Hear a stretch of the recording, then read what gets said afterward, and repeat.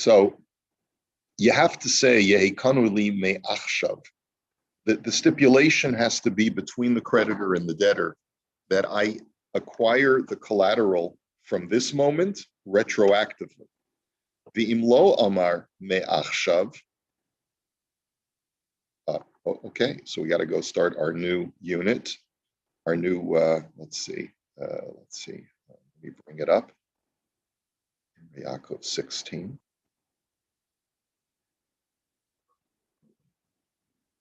Can you guys in TV land see the new screen? Yes, okay. we can. Imlo amar. Hold on.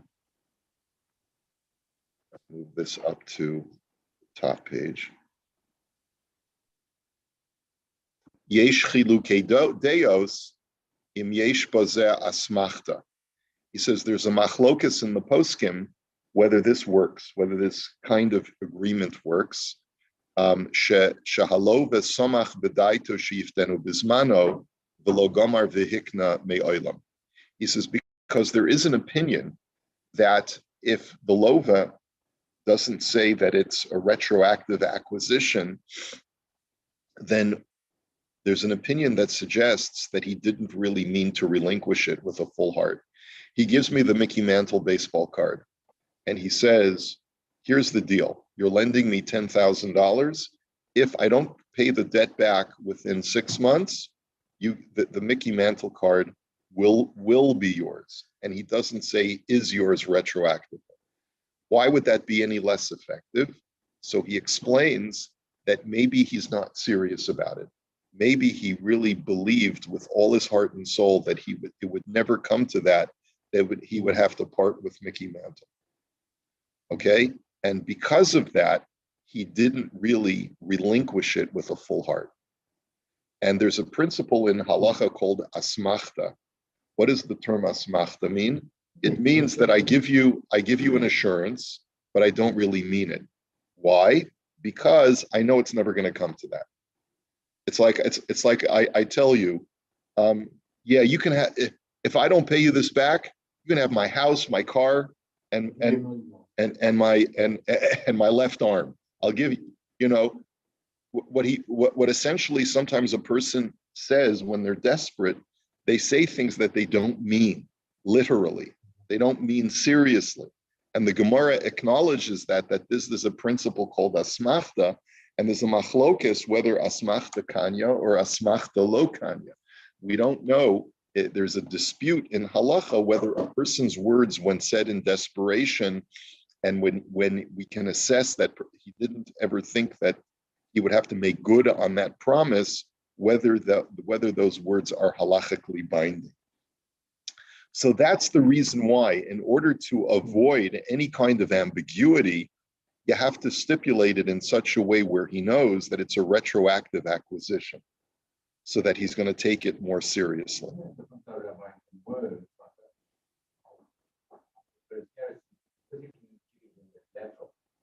Right. He's physically giving him the collateral, but he knows that it'll never come to that he'll have to ever lose this. He knows it's just security, and he knows that he's coming back for it, and he doesn't really mean for him to be the owner of it.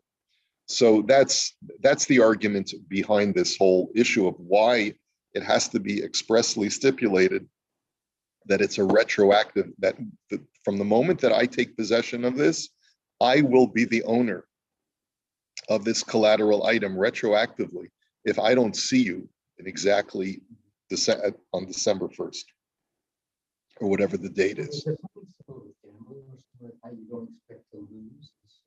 Yeah. I mean, right. There is the same principle. I mean, Paul, the Gemara says that people who gamble are not reliable witnesses because it's a form of pseudo theft. Whenever you gamble, because since people don't expect to lose, they begrudgingly part with the money that they put on the table. That's right. It's a similar idea that people don't always mean what they say when they give assurances. Okay, So asmachta means reliance, literally. Like when we say this thing in the Torah, that's Oh, I see. I see what you're saying. is that the same? It's the exact same word, but it's a totally different meaning. We learn it out from an asmachta. Asmachta literally means a reliance or something that you can rely on. So when we use it in terms of a scriptural asmachta, it means this is what you can rely on to derive this halacha, or as a halachic derivation. What it essentially means is that the Torah never meant that but the rabbis use this as a crutch, a reliance. So it does have a common thread of. Yes, yeah, they both mean reliance or something you can rely on. Okay, thank you. Yeah, you got it. So, im yesh bazeh asmachta, shahalova samach b'daitu sheivdenu bizmanu, that the lova relied on his own confidence that he'd be able to pay back in time. V'lo gamar v'hikna me'olam, and he never really was serious about his statement that the Mickey Mantle card was going to go to the creditor. Aval kisha omer me'achshav, but by saying that it's retroactive, he's adding a formal mechanism to the whole statement. Gomar v'hikna l'divrei hakol. Then everyone agrees that he's completely committed himself to relinquish this item, and he can't say afterwards, "I didn't really mean it." Okay. So let's go back to the. Let me see if there's any Imrei Yaakov over here. Yeah, there's just one shtickle Imrei Yaakov kuftes. Yehikanoi li me'achshav. So the creditor has to say that it's mine mine retroactively. Lefisha behaschalas hamashkanta aviktsas ke'ein mekachu memker. He says, because when the mashkon is first changes hands, like Lloyd was pointing out, there's an exchange here. There's a giving over of the collateral. So if the acquisition takes place retroactively at the moment when the collateral passed hands from the debtor to the creditor, so then it's a form of sale. It looks like it has the whole formal mechanics of a sale. I'm giving you cash, you're giving me an item in exchange. Shehikna lo hakarka o hamataltalin lihishtabe lo ma'osaf b'toras mashkon. That the debtor is essentially selling the collateral to the creditor, whether it's real estate or chattel. V'gam asolo tova b'halva'a, and also there's an exchange of goods and a favor being extended to the lender in exchange for the loan. Hilchos kishehisnashim lo yitain lo ma'osav ad zman ploni b'daito l'kayim hadavar v'lo sasam b'tor asmachta lahaskim al dvarav amar kain.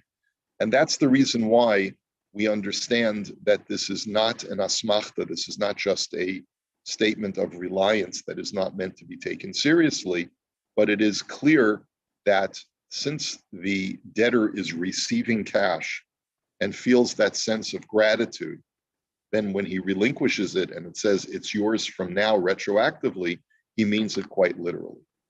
Okay, but if the statement of retroactivity is not specified, then there's a machlokas, he says, yesh chilukei deos. There's a machlokas whether the debtor can later say he wasn't serious. And he says, the Hashulchan Aruch pasak the habi asmachta. It is because the Shulchan Aruch says that it's not a seriously meant statement, and it can't therefore be upheld in court. The Hashach kasav the harbe poskin cholkim al zeh. And the Shach says that there are poskim who disagree and say that it can be upheld in court as a binding exchange. B'shekain ikar de b'mashkon metaltalin afilu lo amar le'kni me'achshav lesbe mishum asmachta.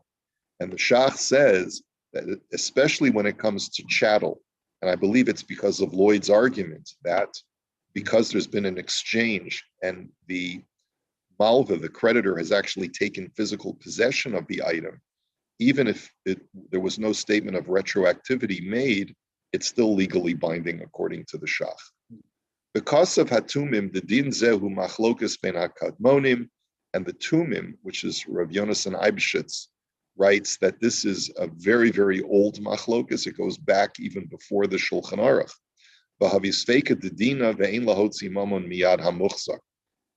And therefore, it's a suffix as to how to paskin. It really puts you in a very doubtful situation, and you cannot extract the collateral from the creditor without proof.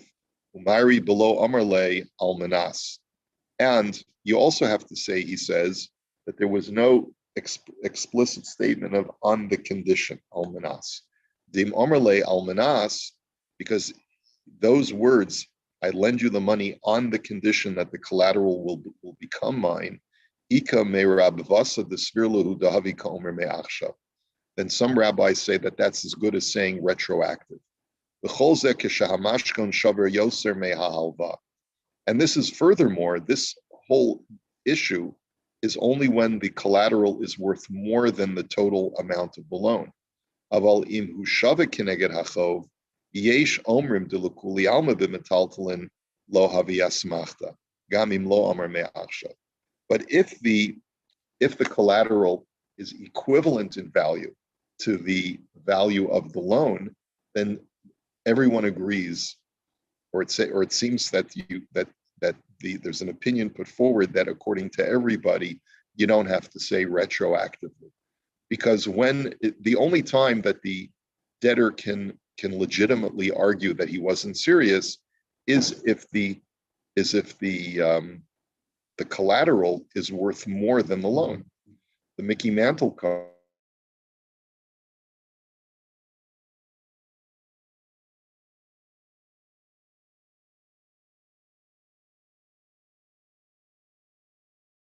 forth.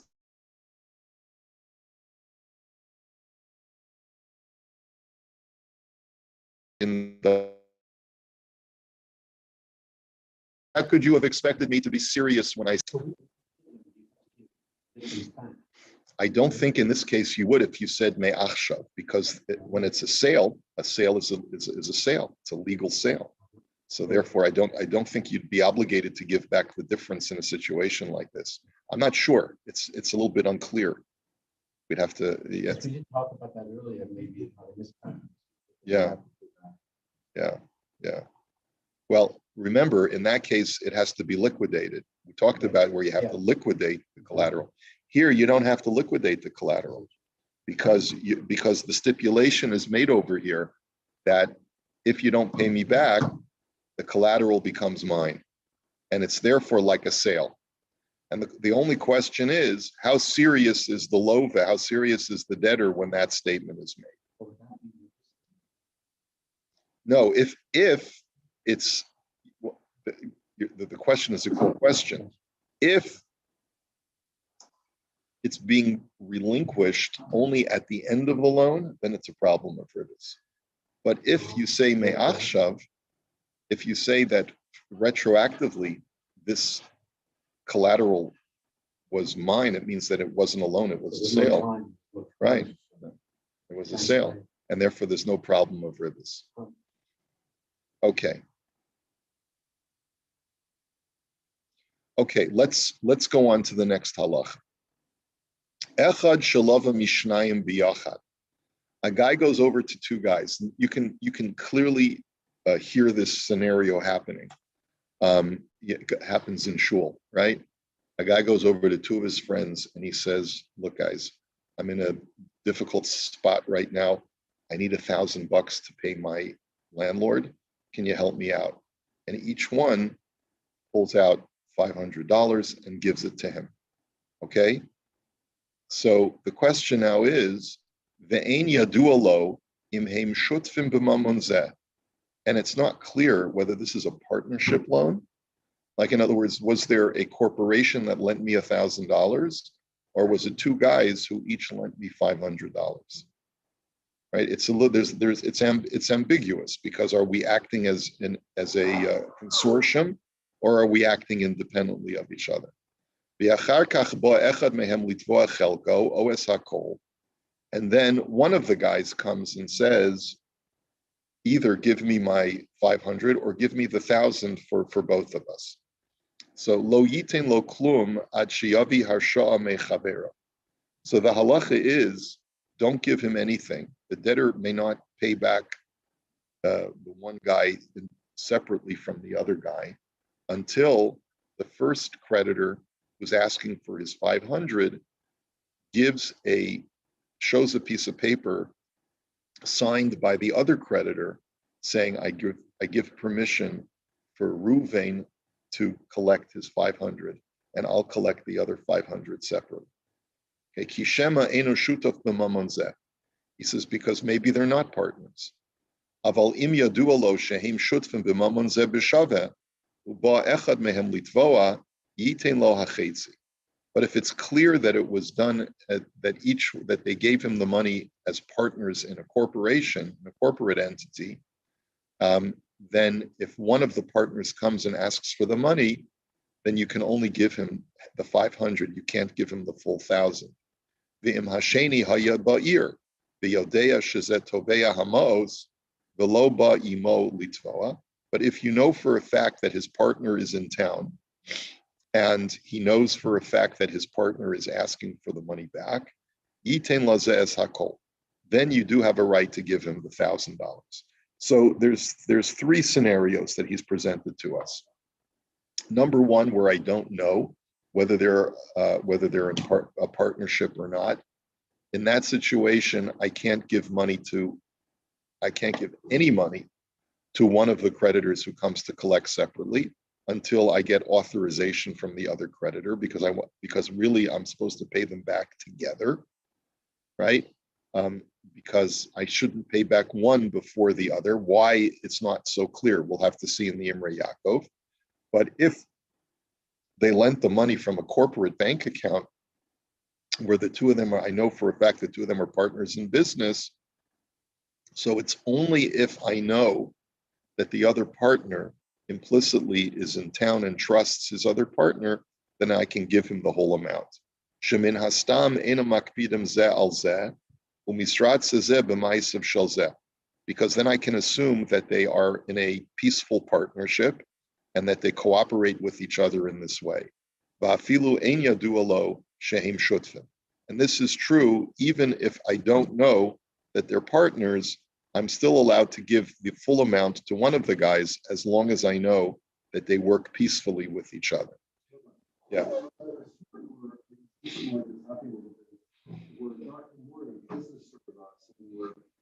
Let's say a guy has a business and his business is stable, nobody's going to go, and then he has certain suppliers that he favors or has a special relationship with. And he starts paying off those opposed to the others. Is that an issue? It might be. This is right. This is where we're headed. We're definitely headed in that direction, where you start paying off certain creditors before you pay other creditors. And that's the reason why this halacha is designed in this way. In other words, I think there's an anticipation that it's going to create, first of all, resentment, and also there's a certain unfairness by paying one creditor before another, especially when you borrowed the money, let's say simultaneously, or especially, let's say you have an older debt and you pay back your newer creditor before you pay back your older creditor. That's also an unfairness. So, yeah. I mean, maybe it's going to turn out it should be 50 cents on the dollar, but it should each get half as opposed to one getting all. Right. I mean, that's what we're talking about, where a person is under bankruptcy protection, because there's really no such thing in halacha. There's no such thing as paying back pennies on the dollar. You have to pay back the full amount that you owe. So I think maybe we'll develop this idea as we go along. But let's take a look at the Imrei Yaakov over here.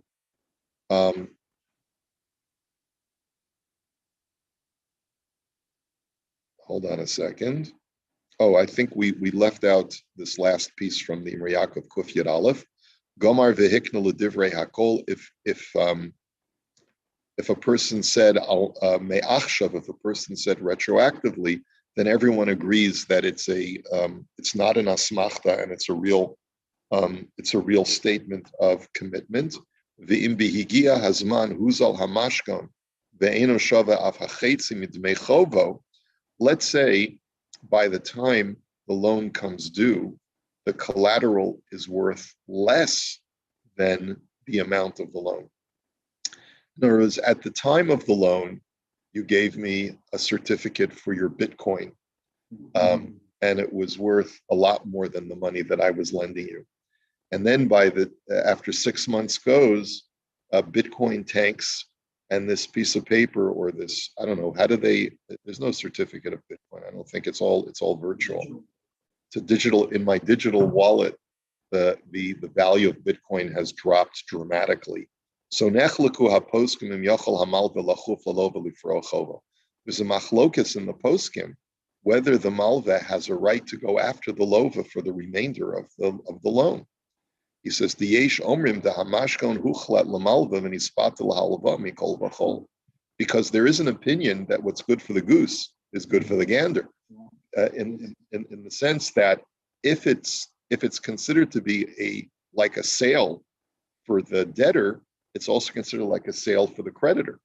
So if, let's say, it ends up being disadvantageous for me, the creditor, that I took possession of the collateral retroactively, I can't complain now that the item has gone down in value, right?